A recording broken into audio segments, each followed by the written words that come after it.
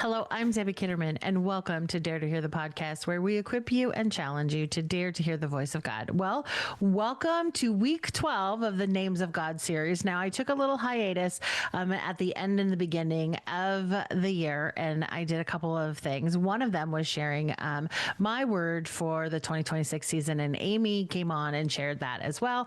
And then I jumped back into the Names of God series, and we are talking about today Jehovah Rapha.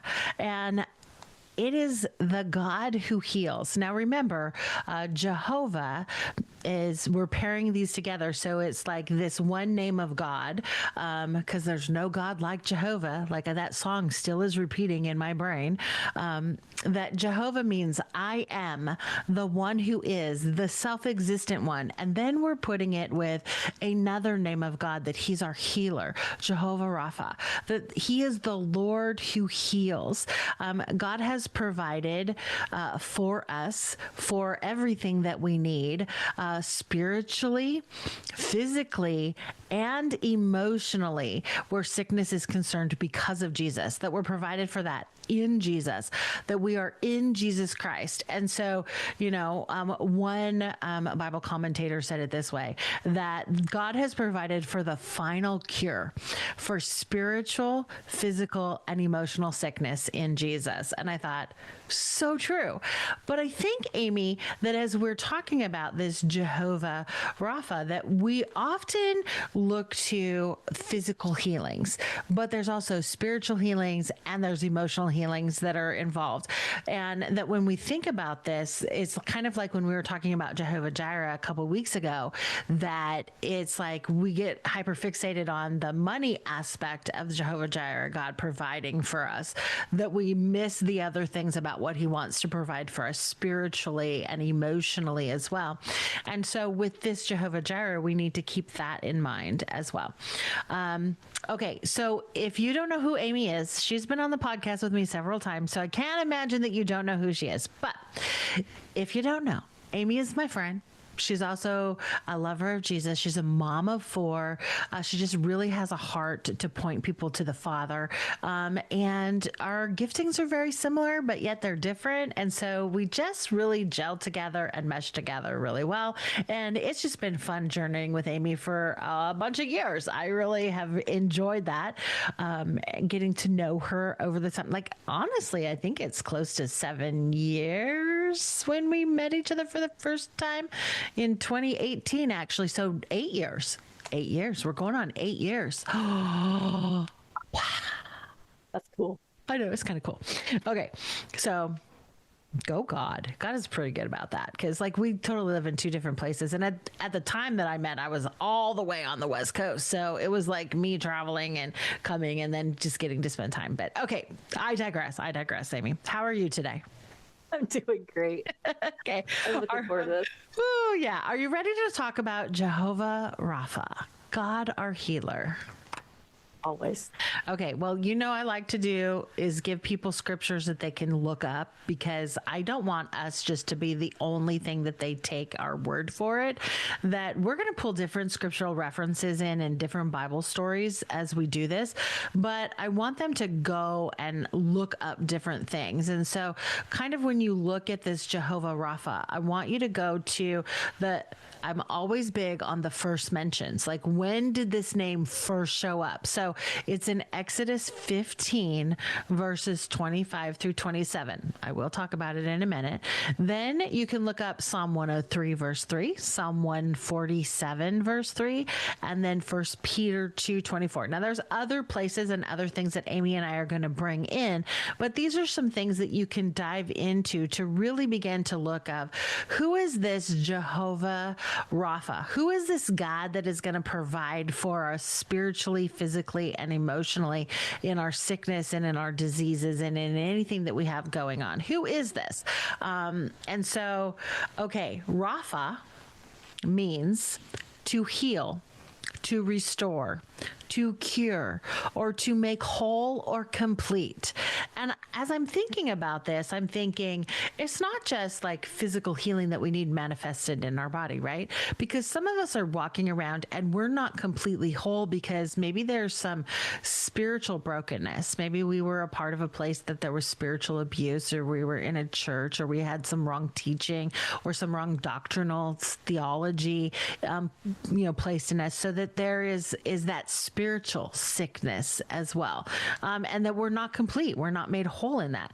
And then maybe there's some emotional stuff, right? That the wounds that have happened to us because of trauma and just different things, and so emotionally we're sick. But then there's the physically sick as well. And I'm a firm believer, I'm going to say this, that a lot of times our sickness that manifests in our physical body is actually a spiritual or a soul issue. Like your soul is your mind, your will, and emotions, and I really believe that they're tied together, and that if you don't deal with the spiritual and the emotional, it will manifest itself in the body, in the physical as well, and it will come across that way as well. So what are your thoughts on this, Amie? Where do you want to start today?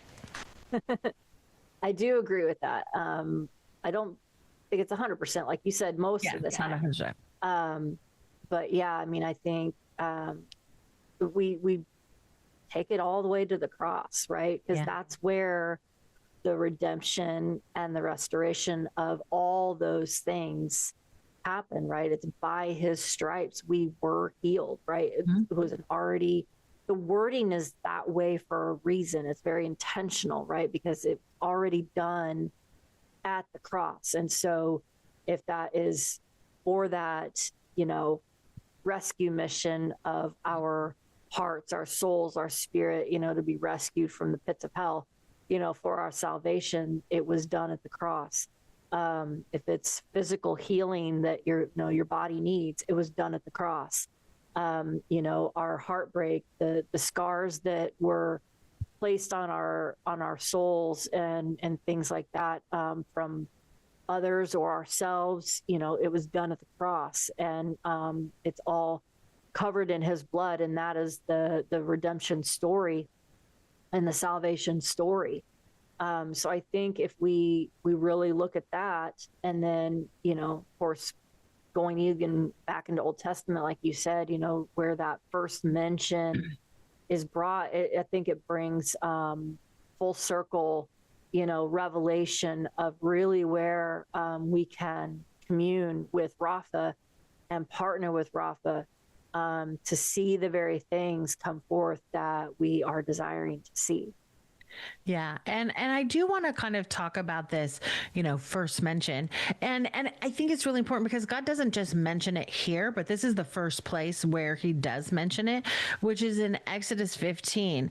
And this is, don't you just love the Israelites? Although I do find myself in the midst of some of this as well with where they have been. But in Exodus 15, verses 25 through 26, and this is really the waters of Marah. And basically the Israelites are like, this water is so bitter. That's why it got the name Marah. Remember that Ruth and Naomi, when she came back, she didn't want them to call her Naomi. She wanted them to call her Marah because she was bitter. And most people didn't give her that. Like, we're still going to call you Naomi. But here we have the waters of Marah. And really, Moses had led the Israelites from the Red Sea, and then we pick it up to the people grumbling and complaining. And look, God needed to heal them mentally, emotionally, spiritually, and then, the physical comes in there next. And so we see this as we pick this up in this particular scripture, that they're grumbling and complaining. What are we supposed to drink? Because this water is bitter, and that's why the place was called Marah. And then it says, Moses cried out to the Lord, and the Lord showed him a piece of wood. And he said, throw it into the water, and the water became fit to drink. And then the Lord issued a ruling and instruction for them and put them to the test. He said, get this, if you listen carefully to the Lord your God and do what is right in his eyes, if you pay attention to his commands and keep all of his decrees, I will not bring on you any of the diseases I brought on the Egyptians, for I am the Lord who heals. Okay, now there are things here, I'm going to say conditions, right? That the Lord's like, listen, is what the Israelites and what the even Lord said to Joshua in Joshua chapter 1. Like, be very careful to obey the Lord. Don't look to the right or the left, but do what the Lord is saying to do. If you follow his commands and you do what he's laid out for you, then it's going to go well for you. And this is what God is saying too. Like, if you listen carefully to the Lord and do what is right in his eyes, if you pay attention to his commands and keep all of his decrees, I will not bring on you any of the diseases that I brought on the Egyptians, for I am the God who heals you. Now, when, God is revealing himself to the people that he is the one that will protect them. He's the one that's going to heal them if they place their trust in him and obey. Now, my word for the year last year was trust. And let me tell you, I wanted a new word. Every other day, I'm like, can I have a new word? Can I have a new word? But that's what led me really to this Names of God series as well, was because in order to trust God, we have to fully know God. We have to fully know his will, his ways, his character, his nature. And then we can go, okay, that's not God. That's from the enemy. Like, that is not from God. But we can open the door to those things. And that's what he's really saying to the Israelites here. Like, look, I'm not going to bring this stuff on you, but this is what I need you to do. I need you to obey me. I need you to follow my commands. I need you to look to me. I am your God. I am not just the God that's going to heal you. I'm the God of all these other things that we've been talking about with the names of God, right? A lot of them, the Bible mentions them first in Genesis and Exodus. That's where we get this. And then we see them layered throughout scripture. And so, it's more than him just being the great physician. I don't know how many times I've been prayed for God physically to heal people in our church, or friends that I know, or my family members, or me, and calling upon the great physician. Yes, he's given us physicians here on the earth, doctors, and sometimes he chooses to heal that way. But I'm going to call upon the great physician for wisdom, for understanding, for, when do I trust the doctors and when do I do what you are asking me to do, God? And the reality of the fact is sometimes he uses doctors to bring about healing. And so I just want to say to anybody that it is okay. It is okay. Like, if you're prompted or led to go to a doctor, do that. And then there's other times when there's miraculous healings and things that the Lord has done for both you and I and different of our family members, Amie, too. So I want to kind of get into some of those things as well.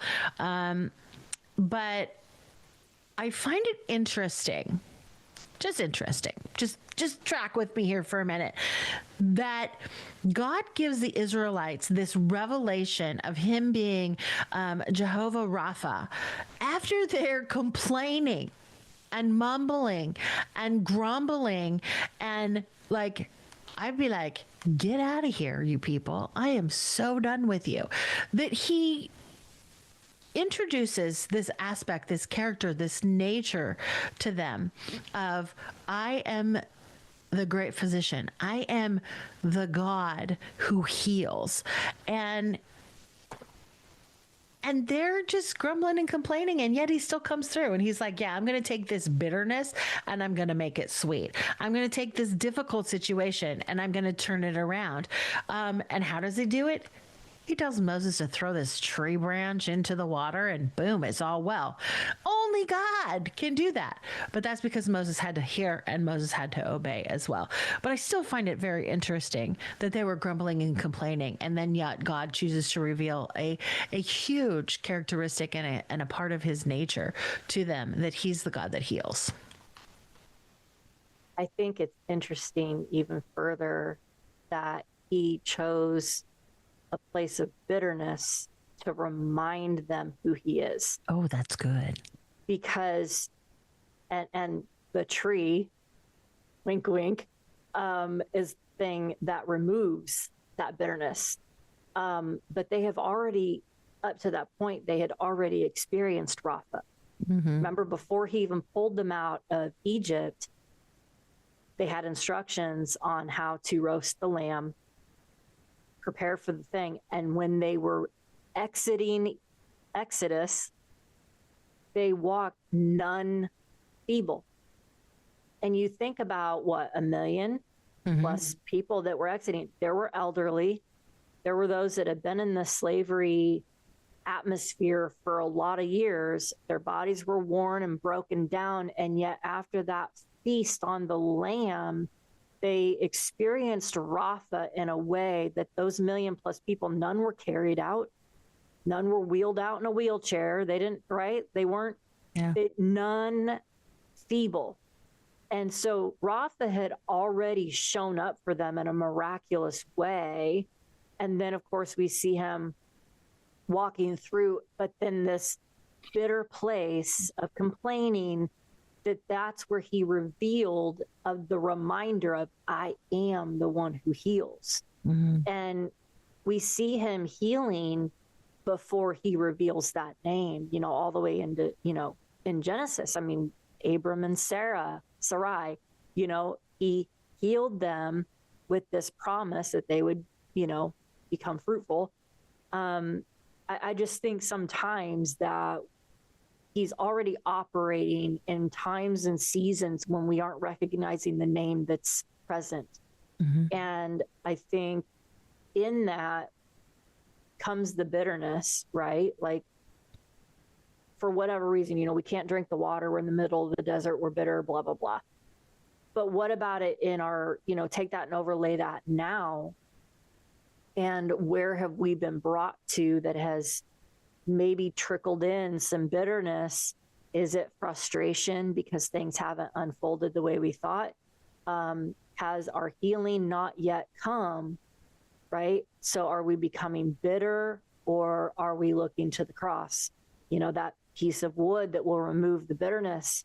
And so I think this is a really important conversation that we're having, because I do believe that in the season that we are in now and the ones yet to come, we have to know how to partner with these aspects, these characteristics of God, because these are the ones that are going to walk beside us and rescue us from the turbulence that is going on out in the world, so that his bride is victorious in the midst of it all, right? The pestilence and the disease, it will not touch us. All of these things that are the nefarious plans of the powers and the principalities of darkness, it is a spiritual war. And we have to step ourselves onto a spiritual plane so that we walk out the manifested victory of that. And Rapha, look over the last 5 years of what we have dealt with, going into 6 years, right? Of what we have been dealing with in this specific arena with sickness, disease, death, all of those things. And how are we partnering with the Lord as Rapha in all of this? Yeah, that's so good. It's so good, because there is this partnership. There is this aspect of contending and believing and calling upon. And I'm going to share a story that I have been waiting to share. And I know you have some as well, but I want to remind people, remember that Jehovah and Yahweh are synonymous with one another. And so when we say Jehovah, we could also say Yahweh, Rapha. And in that, if we look at what Jesus demonstrated, right? He was Jehovah Rapha in his healings. He healed the sick. He healed the blind, the lame walked, he cast out demons, he healed people from their sins, and the lady with the issue of blood. And he's still doing it today. Hebrews 13:8. Jesus Christ is the same yesterday, today, and forever. And I talked about this in, I think it was El Olam, the name of God as well. And so when we look at that, we need to believe and contend for our healing, physical, emotional, and spiritual. Listen, if there's one thing that I've learned when we were pastoring is that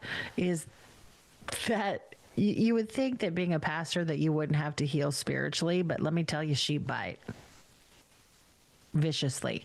But also leaders in the church spiritually abuse the people that are underneath them. And so there's healing that needs to happen on both ends. But I just want to remind everybody, I had Guillermo Maldonado on. And if you haven't listened to that podcast episode, let me just kind of catch up. He was talking about his book. And then at the very end, because I always leave it open, right, for people to share. And I recorded that episode at the end of October. But so at the very end of October, but it didn't release until November. Because a lot of times with the people, I just get them when I can get them. And then I schedule them in. And at the very end, he's like, I feel like I have to release these words of knowledge. Debbie, are you okay with this? I'm like, Guillermo, you go for it. And what is the first one that he comes off with? He comes off with, there's somebody with thyroid, but he's got this thick Spanish accent. And it took me a minute to realize that he was actually saying thyroid because of the way that he was saying it with his accent. And I was like, what? Because I was having to go in for some tests and there were some complications and some things. And, my thyroid isn't property, it wasn't doing the things that it was supposed to be doing. And then there was some things that were like nodules and things, and they had grown significantly. And so of course, they're throwing out all kinds of words that I didn't want to listen to, but I'm like, okay, Lord, I'm trusting you. I'm calling upon your name. I'm calling upon the great physician, even though I know you put these doctors in my path. And then Guillermo comes out with this person with this issue with their thyroid, I just declare healing. I can't even remember, honestly, because I was so shocked that was the first word of knowledge. And I thought, I didn't tell him anything. So we get done recording that podcast. And I said to him, so Guillermo, before we hang up, I just have to tell you that I'm that person. Because a lot of times we'll do words of knowledge on this, right? You and I have done that, Amie. And we're like, don't know if it hits anybody, but we felt prompted by the Lord to do that. And I just said, I just want you to know that I'm your thyroid person. I said, there's probably other people out there and that needed that and needed to hear that. But I want you to know that I personally am going through some challenges and some struggles with my thyroid, that they're sending me off for some tests and some things. And what the doctors are saying is really not comforting. And he just in his thick accent, he just looks at me and he points at me and he said, no, Debbie, that word is for you. It could be for other people too, but God sees you. And I thought, well, that's just really funny, because here I'm in the middle of recording, my Names of God series too, while I'm recording, his interview. And he starts talking and he goes, give it 2 months, Debbie. He said, I don't care what they say. I don't care what results come back. I don't care. Give it 2 months. You're not going to have an issue with this anymore. And I was like, okay. Then they send me for this biopsy on these things. I had to repeat that thing twice, Amie. Twice. It was painful. It's a good thing I didn't have to record any podcast episodes right away. And when I did, I was wearing shirts that were up here. It was so excruciating painful. The first one that they did, I couldn't sleep, and they wouldn't let me take anything other than Tylenol for 24 hours. And I was like, oh my gosh, I'm counting down the minutes, so I could take ibuprofen. It was so bad. I bruised it looked like somebody throat punched me. It was so bad. And then I have to wait to get the results of the test. And so then the tests come out, but they pop up into your your online thing. And then I'm trying to Google it to see what it says, because nowhere in there does it say benign. Nowhere in there. It's got all these things 95%, 2%, 70%. It's all over the map, because they took 7 samples. I said to John, this makes no sense. He's like, well, let's Google this thing. And of course we Google it, and then it says that it was inconclusive because they didn't get enough samples. And I'm like, how the heck did they not get enough samples? Like, this is ridiculous. Sure enough, go into the doctor. Why they wasted a doctor's visit for me to drive all the way in there and take this amount of time to come in there is beyond me. But they did. And she says, well, sadly, we're going to have to repeat this test. What? What? And she's like, yeah, we didn't get enough samples, so we're going to have to repeat this test. And I'm like, okay. And at this time, we're coming, it's in December now. Right. And so I'm like, okay, great. Can we get this done so the insurance pays for this completely before the end of the year? Like, that's what's on my brain. Right. It doesn't dawn on me, this word that Guillermo has given me. I mean, it did, but the timing of it did not dawn on me until after the fact, right? And I was like, I'm holding on to this word of knowledge that Guillermo had about, the thyroid, and God is going to fix it, and that they're not going to have a problem. Give it 2 months, Debbie, and you're not going to have a problem. And so that was at the end of October, like the very end of October, like the 28th or something like that of October. And I was like, okay. And then they tell me I have to go in. So like 2 days before Christmas, I had to go in and get another biopsy. Like, is there anything else we can do? Because that was terrible. I don't want to repeat it. And she's like, no. I'm like, can I have better pain medication? Like, I mean, I'm not a medication person, right? But I was just like, okay. So I did this. And then everybody's like, are you going to be okay? Like, what? I'm like, no, I'm standing on this word. One, I'm standing on God is the God who heals. He is Jehovah Rapha. And I'm calling upon his name.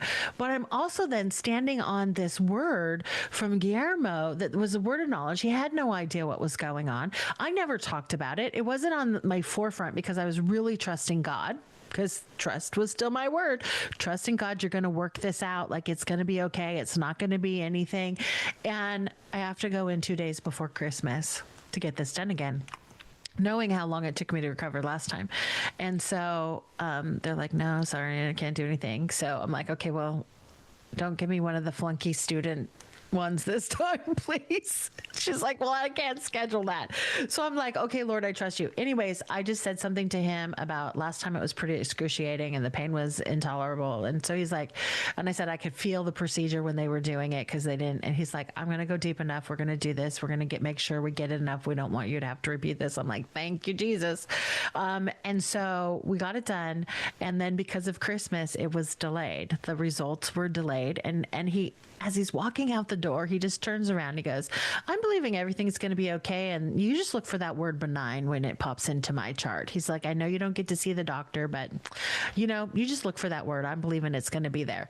And I was like, I'm taking that one too. I'm taking that word. Right. And so he walks out the door and then I'm like, well, actually, I'm pretty numb. I feel pretty good. Like, this is pretty good. Like, he really did numb me up this time with, it's just lidocaine, right? So not really the whole thing. And I was like, thank you, Lord. And sure enough, I had to wait a week because of the holidays and people's vacations and all that stuff. And it pops into my chart and it says benign. And I'm like, praise Jesus. It is then that it dawns on me, because this is just before the new year, that oh, it's been 2 months since I talked to Guillermo. And what did Guillermo say? Debbie, give it 2 months, 2 months time. You're not going to have any issues with this ever again. Now, I was believing that the nodules were going to completely go away so that they couldn't find them when I went back in. That wasn't the case. He still found it. He still did the biopsy, but hey, my faith was there for that. And so I still had to wait another 2 weeks till I saw the doctor. So I had to wait till January 15th. So I was like, oh, this is good. I'm not doing Jehovah Rapha until like February. So we're good. I can share this. And so I just want to say this, like, I had to hold on to that. Like a whole bunch of people were worried or concerned or fearful and saying things like, well, what if? I'm like, I'm not going to the what ifs. I'm standing upon who God is. And then I'm taking this word of knowledge that somebody didn't have any idea about. And I am holding on to these promises of God, of who he is, his nature, his character. And I'm going to see God and the goodness of God in this situation. And sure enough, 2 months to the date that I recorded that podcast episode with Guillermo, and I got the results, not officially, but in my MyChart thing. It had that word, and that was all I needed.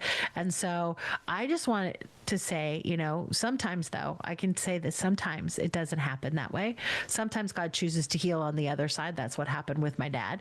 And I had to wrestle and I had to struggle with that because I watched God heal my dad, and then he would slide back down, and then I'd see him again and I'd speak healing, and we'd do ministry, and we'd do, healing and deliverance prayers, and he'd get better. And then he just didn't get all the way better. And so sometimes that happens, but God still is in the business of healing physically and emotionally and spiritually today. Yeah, absolutely. I mean, I think everybody's been on the wrestling side of why not on this side of heaven. Yeah. But those are that, like I shared in the last one we recorded, Isaiah 55, his ways are higher than our ways, his thoughts are higher than our thoughts. And this is where that trust comes in, that even though I get to journey and learn more about you, Lord, I will never be able to fully encompass who you are and how you are. And his peace will come in, and it will be that healing balm for our hearts and for our souls. Or that temporary see you later situation for some of those that go on to heaven before us. It's not an easy pill to swallow. It's just not. But, when we're talking about Rapha, I have personally experienced Rapha in so many ways. Ways that have been instantaneous and unasked for, kind of the unprompted healings. I have had to walk out and journey, soul healing, like really like in depth, going through counseling, doing all the hard work and looking at things I didn't want to look at. And, it was a journey, but it was the journey through the valley of dry bones, the death and the gross things of the past that wounded my soul, that scarred my soul. That was a healing journey. Back when I was 19, it was an instantaneous thing. He was getting me by the back of my neck saying, game time's over, kid, and he healed my body that was literally dying. My organs were giving up because I had abused my body so much, and he instantly healed me in that moment. That Sunday morning, I walked out, no withdrawals, no bruising, no more jaundice. It was instant.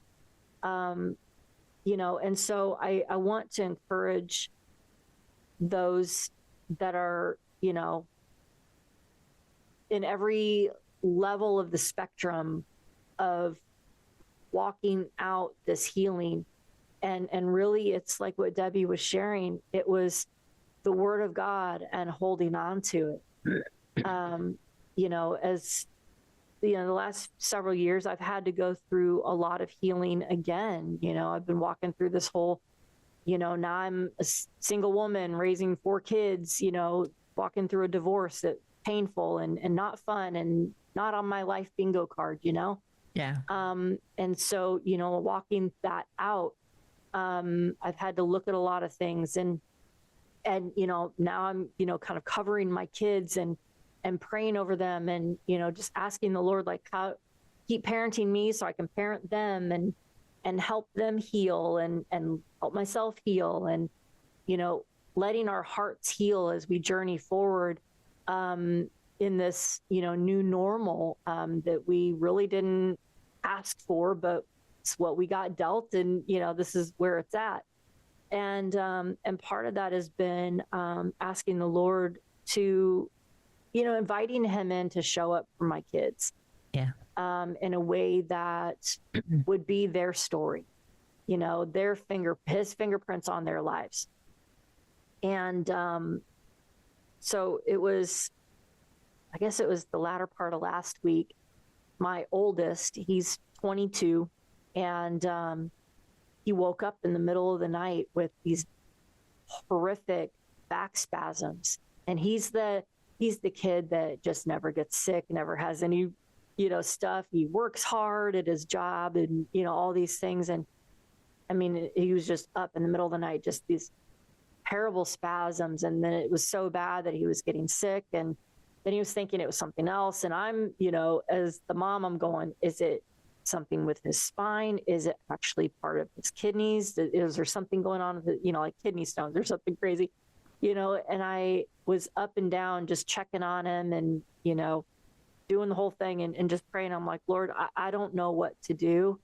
I need wisdom. Do I leave? Do I take him to the emergency room? Do I kind of ride this out? And in the morning, do I take him to a chiropractor? Do I take him to a walk-in clinic? What do I need to do? Just, Rapha, I need you to show up. Like, tell me how I need to walk this out. And so I went back to bed, and of course I had to get up and go to work the next day, but I postponed going into work just to make sure he was okay. And I let him sleep for a decent part of the morning because he was up all night. And around 10:30 that morning, I went upstairs and, checked in on him, woke him up, and he goes, Mom, I had this really weird dream. Because I asked him how he was feeling. He goes, I actually feel fine. He goes, but I had this dream. And so he's telling me about this dream. And he said that it was this cranky kind of cantankerous guy named Gus.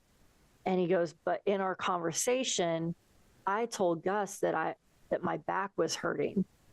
And Gus just so happened to be a chiropractor in his dream. And he said, so Gus went to, adjust his back in the dream. And he goes, and when he adjusted his back in the dream, he said he woke up and he heard and felt this pop in his back. And he goes, and the minute I woke up, he goes, I didn't have any more pain.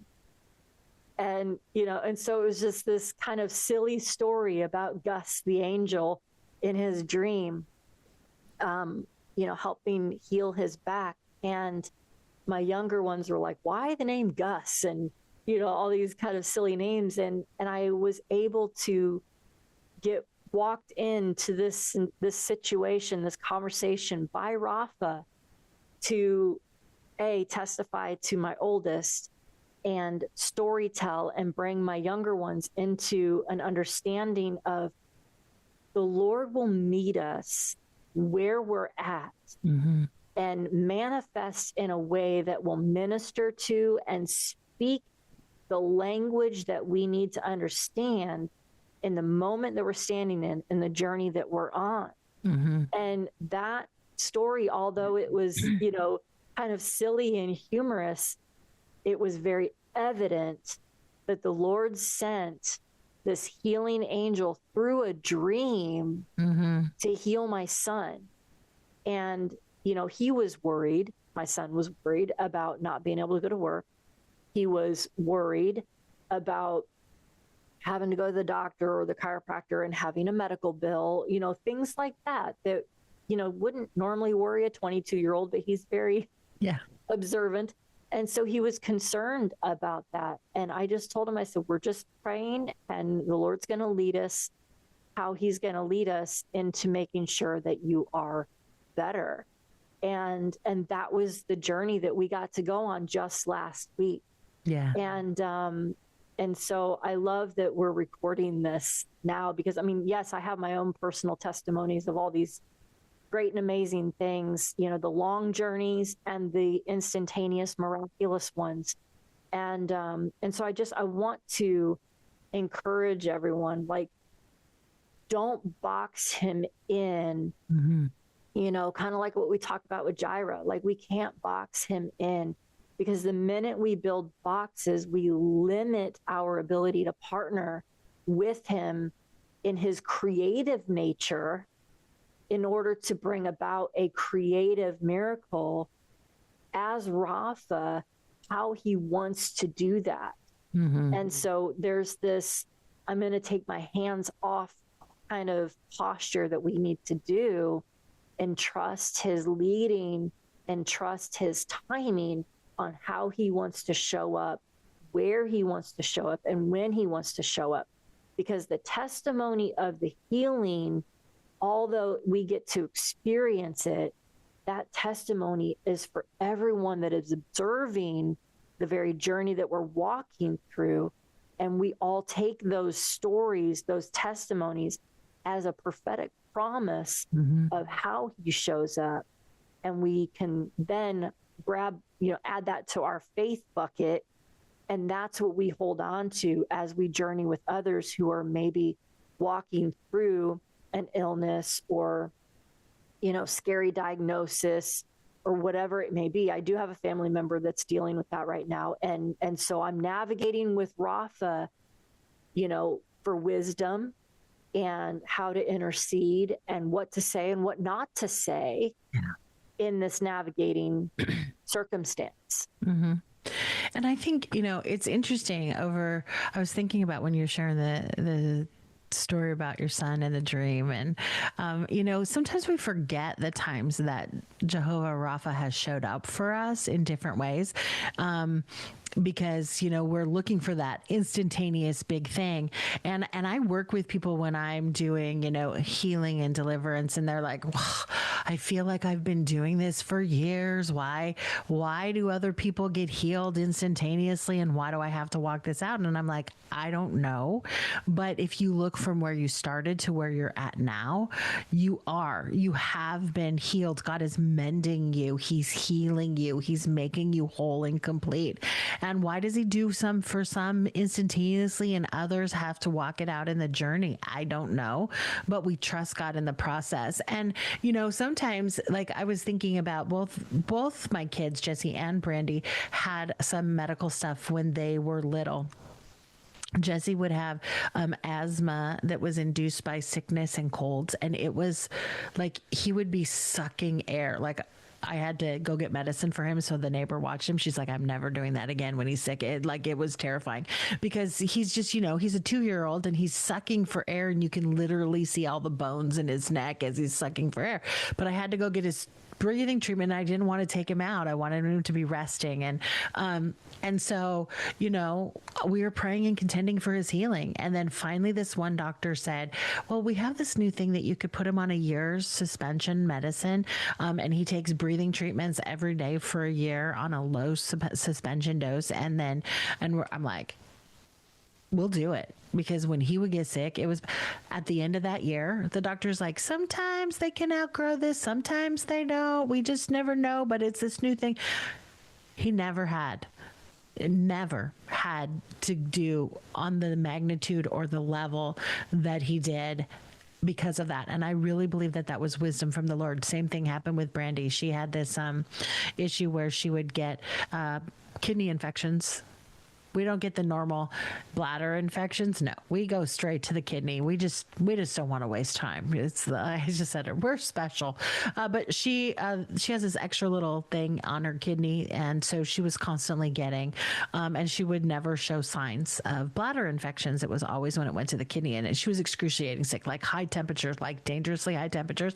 And so much so that they had to give her injections of antibiotics when she was in the doctor's office. Again, she was, 5 years old. She had just started kindergarten, and it was another one of those things where we're contending and believing, and we had to have procedures, and we could see the stuff, and it's like, God is going to heal this.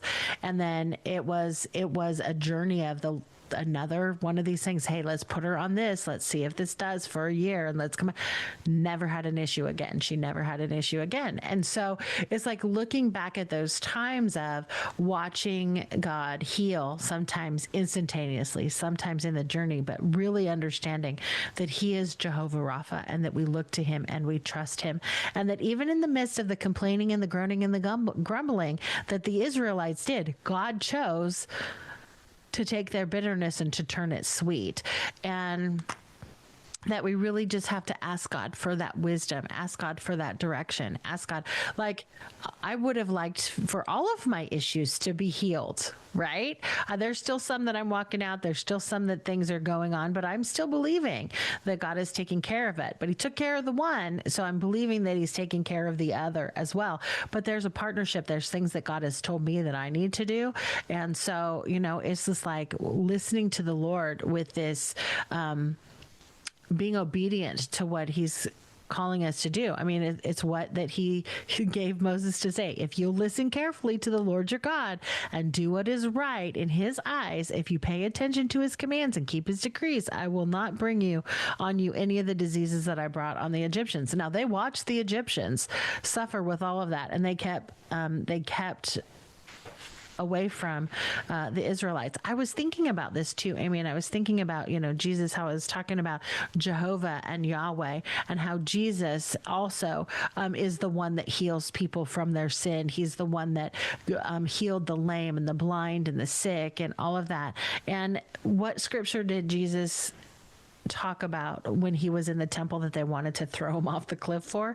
Isaiah 61. And it says, the Spirit of the sovereign Lord is on me, because the Lord has anointed me to proclaim good news to the poor. He has sent me to bind up the brokenhearted, to proclaim freedom for the captives and release from darkness for the prisoners, to proclaim the year of the Lord's favor. And this is Jehovah Rapha. This is God, our healer. This is we're getting to see it manifest in the Old Testament and coming full circle to who Jesus is and what his intention to be here, his death, burial, resurrection was to bring us, because it's by his stripes we were healed, not just physically, but emotionally and spiritually, because we are separated from the Father because of our sin. And so if we just get focused on that, it's just physical healing that he's in the business of doing. It's not. He's in the business of healing completely, of mending, of fixing, of repairing, of restoring. And I think that's the thing that I saw with my dad over the time. I fully believe that, because I'd watched God heal him, but then he would revert back, and then I'd watch God heal him. That over that process that God was healing other things internally inside of him, emotionally, that were broken inside of him from trauma, from childhood and things like that. And, God says that he knows that the numbers of our days, right? And so we have to trust him. Did I wrestle with God through that? Absolutely. Did it end the way that I wanted? Absolutely not.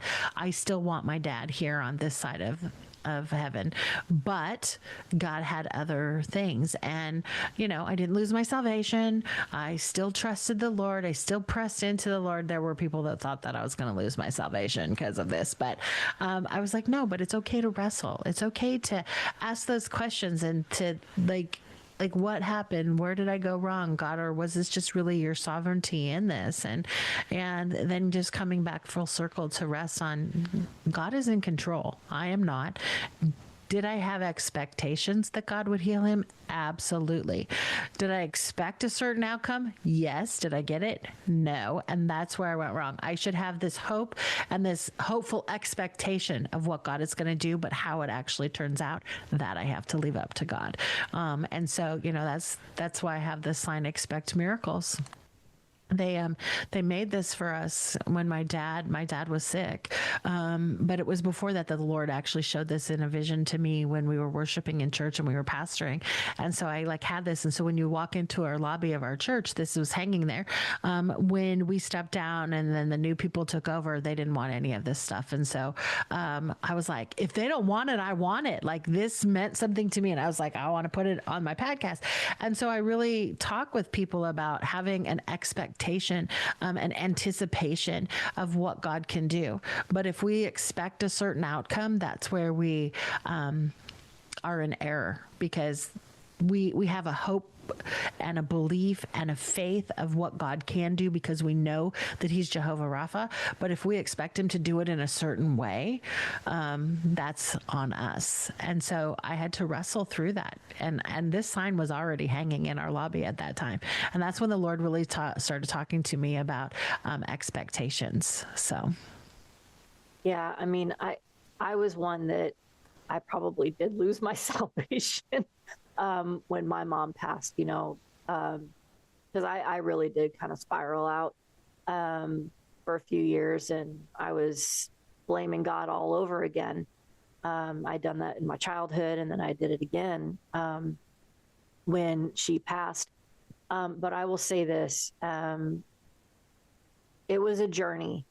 It was another healing journey. And as I allowed the Lord to heal my heart and journey with me in that grief and help journey me to a place where I'm at peace in the grief, because I mean, it doesn't matter how long we're on this side of heaven. Like, there's always going to be that little part of your heart that is in heaven now.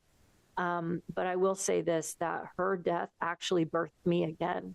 Mm. And that is the redemptive nature of Rapha, because he heals our hearts and he pulls us into a deeper understanding of who he is. Mm-hmm. And in that, it's kind of pulling from some of the parables, we have to pick up our mat to walk. He also gives us a tribe of people that will pick us up and lower us down through the roof. But it's also remembering that he is the author of our story and we are not. And so there's a trust that we have in Elohim, creator. Mm-hmm. There is a faith and a hope that we have in his characteristic of Rapha. And then it is that trust walk to journey in expectancy without allowing our vision to dash us on the rocks of disappointment when it doesn't exactly unfold the way we thought or think it should. Because we don't hope as the world hopes. And, I'm still believing for my other son. He's on the spectrum. He has an auditory processing delay and he has some food allergies. He's got daily hurdles that a lot of people don't ever have to deal with. And my heart, my belief is that the Lord will heal him. How he's going to heal him, I do not know.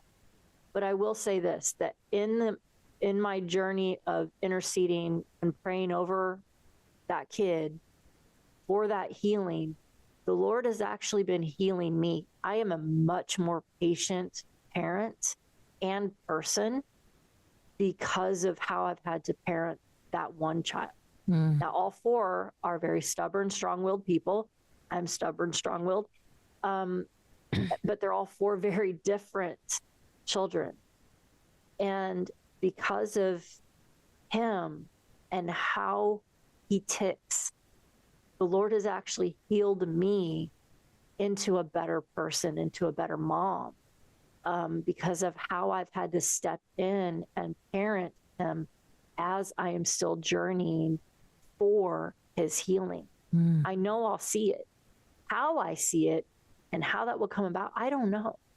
But it's an expectant walk, and it's a trust that however and whenever the Lord's going to heal him, maybe we see it on this side of heaven, maybe we don't. I don't know. Yeah. But I think there's something to be said about that, in that as we journey and intercede and hope for our own or someone else's, understand that whatever that story looks like, whatever our part is that we're playing in that story, it's partnering with God as the author of it and us not trying to take the pen to rewrite it. Mm. That's so good. That is so good, because it is true. I think we have to trust the process. We have to walk through the Lord. We have to recognize and call upon his name of Jehovah Rapha, Yahweh Rapha, of who he is, and understand that. And that sometimes he's after more than just our physical healing. He's after that heart. He's after the emotional. He's after,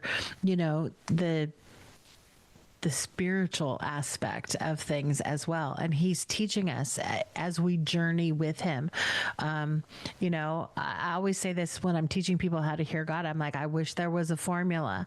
Do this, and woo, out pops a word. No, that's not how it is. You have to build your relationship with the Lord, and everybody's relationship with the Lord is different. And it's the same thing. There's no formula for healings. It simply is seeking after the heart of the Father. It's pressing into him. It's trusting him completely with whatever the outcome is, but adding your faith to the mix and turning to him. I mean, come on. We got the grumbling Israelites, and God still chose to turn their bitterness into sweetness. I would have been like, you go ahead and drink that bitter water because you're already bitter already, right? It's a good thing I'm not God. But when we look at that we're looking at God wants to mend. He wants to cure. He wants to make whole. He wants to extend beyond just the physical cures of this world to really get to the deep relational restoration that we all need. And that's why I think, for some, they need that instantaneous so that they can do the hard work later. And some of us, it's do the hard work so that you can celebrate later. Like there is no formula. There's no rules. There's no regulations except for looking to God, trusting God, and turning to him. And that's where we put our hopeful expectation. Yeah. And I think sometimes, especially in the charismatic kind of realm, we've relegated Rapha to the instantaneous, boom, it's healed, get up and walk. And it is that. Yeah. But I'm going to disclose this by saying this has been my experience, that more times than not, in my experience, that instantaneous healing that happened, it really was the attention getter to say, I am real. Now pick up your cross and follow me. Right. It's the introduction into the salvation, the salvific work of Christ, right? Mm-hmm. And so I do see a lot of that happening. Like anytime, I know you have too, like when we've been in like that marketplace ministry, evangelizing mode, when Holy Spirit's leading us to, we're getting those words of knowledge and people, their backs are getting healed, or, something's happening when Rapha's on the scene to heal them. It's always an introduction into the reality of Christ, mm-hmm. to then pull them into that confession of faith that will then actually really change and heal their lives. Yeah. And so I want to encourage people, it's not wrong to hope and expect for that instantaneous, miraculous healing that just happens. Boom, it's over with. Like, I think that's where we should have our expectancy, that you speak the healing, in the name of Jesus, you're healed. Yeah. By his blood, by his stripes, you are healed. I think that's our ammunition, our focus of faith. And then when we have to trust that when he leads us to speak it, that's all we need to do. It's up to him to fulfill it and to finish it, and to not go, oh, well, I guess he's, doesn't work. Like to instantly drop the bomb of doubt onto something because we don't have an understanding, I think is the tactic of the enemy to poke holes, so to speak, into that spiritual work. Mm-hmm. And I think sometimes people get so scared because to not speak out that healing because they haven't seen it happen. Mm-hmm. We are only called to speak, and we are called to plant. It is up to the Lord to fulfill his word and to send others to water the seed or whatever. But it's, like we were talking at the very beginning of this, it is obedience. It is our obedience. And so if we're listening and we are doing everything that the Lord is calling us into, partnering with Rapha into street ministry, or, into, our families, or, wherever we're being led to be Jesus, Rapha will show up in the way that Rapha has ordained to show up in that moment as the fruit of our obedience, that ram in the thicket, so to speak. Yeah, it's so good. It's so good. And it's just like, there's just so many things that the Lord uses in our lives to get us to where he needs us to be. And, it is a faith walk. It is steps of obedience and understanding that God is just after our hearts. He's after relationship with us. And, sometimes we have to do the hard work. And sometimes, like, I've seen a lot of healings, mostly when I'm doing marketplace ministry or when I'm in other countries that are not the United States, like foreign countries, third world countries, like, because that's all they have. They don't have doctors. They don't have things. So they believe and contend for the manifestation of the physical healings, but it's more than that too. It's like sometimes we have issues in our soul, and we open doors to the enemy, and we open doors to different spirits that attach to those things. And there is a spirit of infirmity that can come in, and that we have to do our part. We have to seek God. We have to go after him and ask him, what is required here? What are you needing to show me? What am I missing? What do you require of me at this time? And whatever it is, whether it's instantaneous or it's a journey, that we trust God in the process, and that he's building our faith, and that we're in relationship with him. It all comes back to the relationship piece. That's what he wanted with the Israelites, and they just couldn't get themselves to that place. They continued to use Moses as their, intermediary, and God just wanted relationship with his people. And Psalms 103:7, that he made he made known his ways to Moses, and the children of Israel knew his acts. They didn't know God's heart. They didn't know his ways.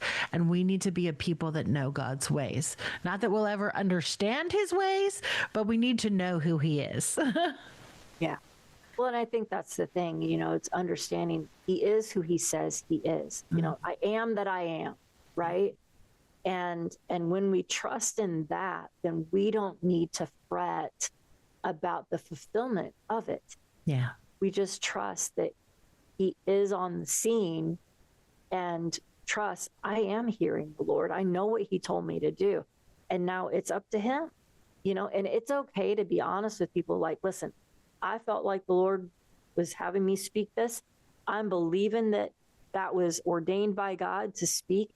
And now I'm going to trust to watch, this happen, and that's been my prayer, over Debbie, like, you are walking in the fullness of your healing. You're walking into the fullness of your healing. It's a little bit of a journey, but there's something that, you're learning in that journey. And in this journey are testimonies of each day, of each step that you're taking. There's a strengthening that's happening. And so, that's for all of us, and it's for the one walking it, and it's for the ones watching it. And so I think when we look at this as a way to learn and to grow with the Lord, and how we steward and how we, become more Christ-like, it builds our boldness to testify and to speak out that healing that is for everyone, soul, mind, body, everything, because it always takes us back to who he is, and takes us back to what Christ did on, not just on the cross and conquering the grave, but also in the resurrection, and even in the ascension. Yeah. Because that's how we are now, anointed and appointed to live. Yeah. That's so good. That's so good. Well, I don't have anything else, Amie. So I'm going to give you a minute if there's anything else you want to share. But can you let people know how can they connect with you? How can they give into your ministry or read the stuff that you have put on your blog and all of that stuff? Just my website. It's rawandrealministries.com, all spelled out, one-stop shop. So love that. Keep it very, very simple. Well, is there any last final words from you about Jehovah Rapha? I'm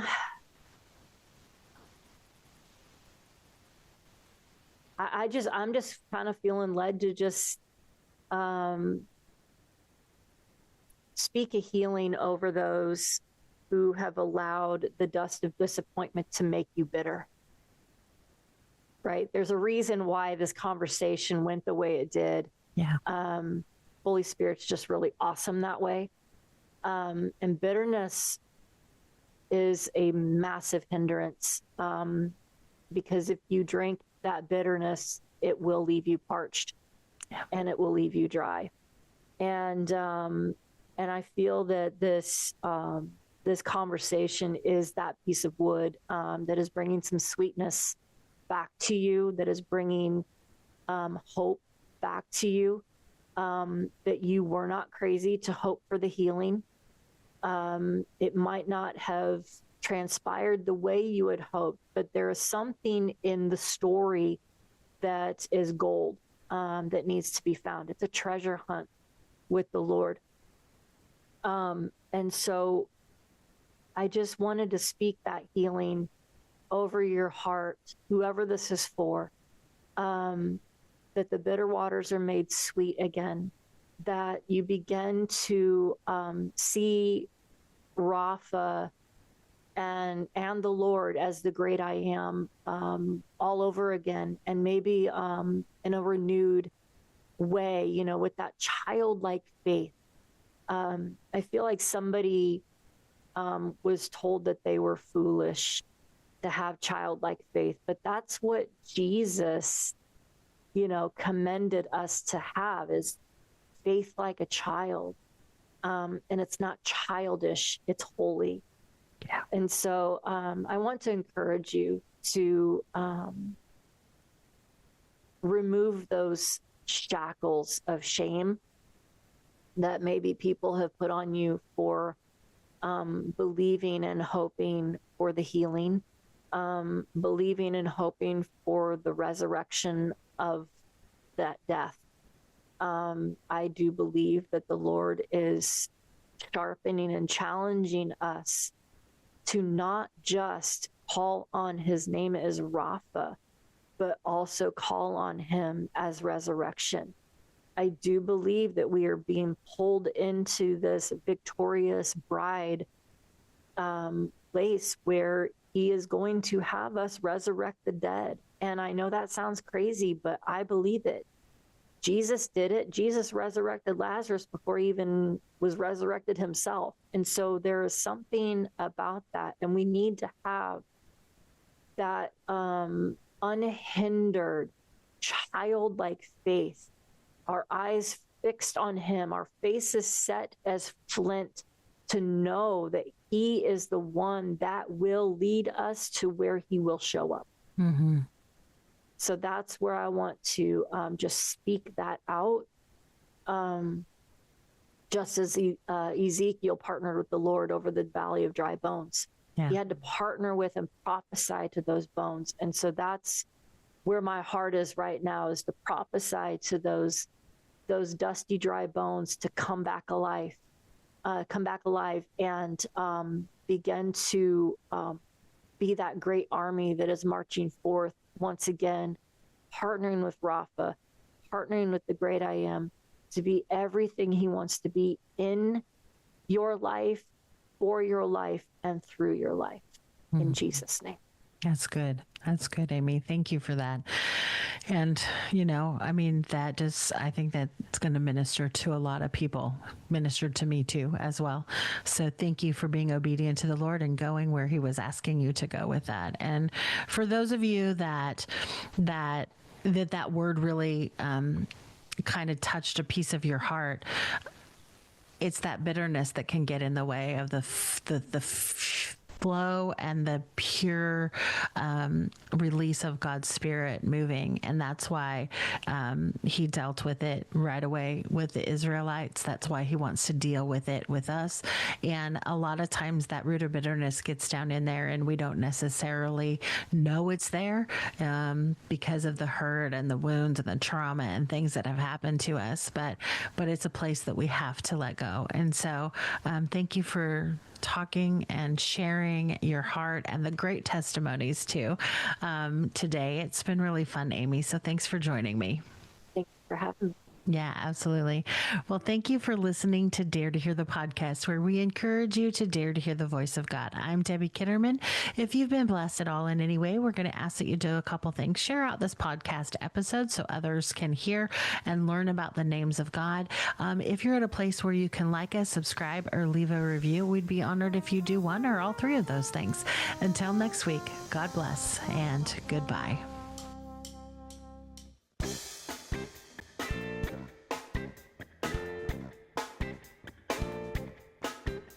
I'm not in the thunder, I'm not in the rain, I'm not in the winds of the hurricane. Look to me, I'm drawing you near, I have called you, dare to hear. 'Cause there's